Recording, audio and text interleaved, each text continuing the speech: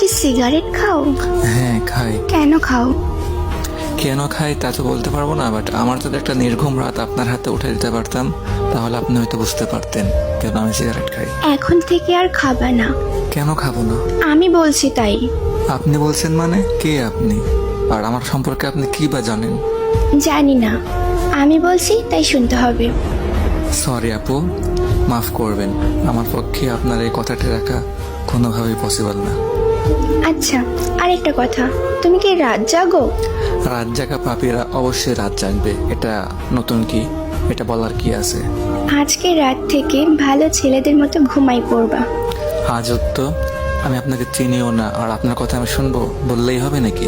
জি, বললেই হবে। আর মুখের উপরে তো কথা বলো কেন? মেরে সোজা বানিয়ে দিব। আপনি ভাবতেছেন আপনার এসব নরম নরম কথাই আমি গলে গিয়ে নিজেকে পরিবর্তন করে ফেলবো, বাট এটা কোনোভাবে সম্ভব না আপু।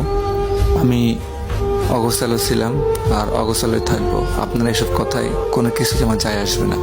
এত অগোছালো কেন তুমি? অল্প বয়সে পরিবারের দায়িত্ব কাঁধে নেওয়া, অ্যান্ড একটা মানুষকে খুব বেশি ভালোবাসার পরেও তার দেওয়া আঘাতগুলো আমাকে অগোছালো করে ফেলছে। আমি অগোছালো ছিলাম না।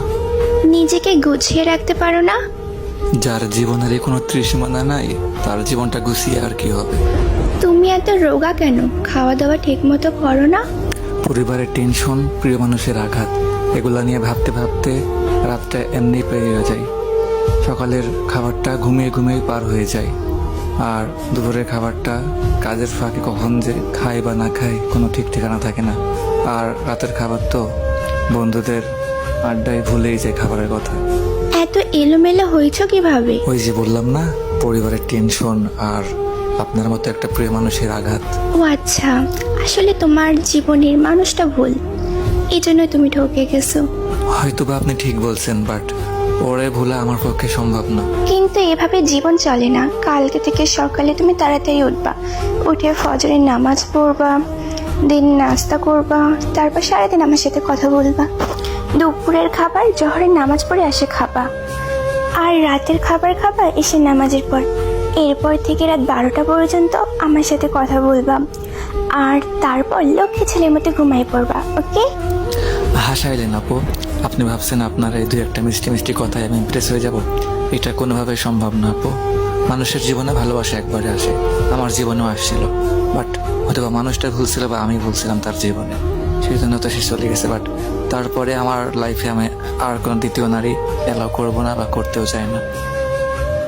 আর আপনিও আপু নিজেকে আমার জীবনের সাথে জড়িয়ে নিজের জীবনটা নষ্ট করবেন না।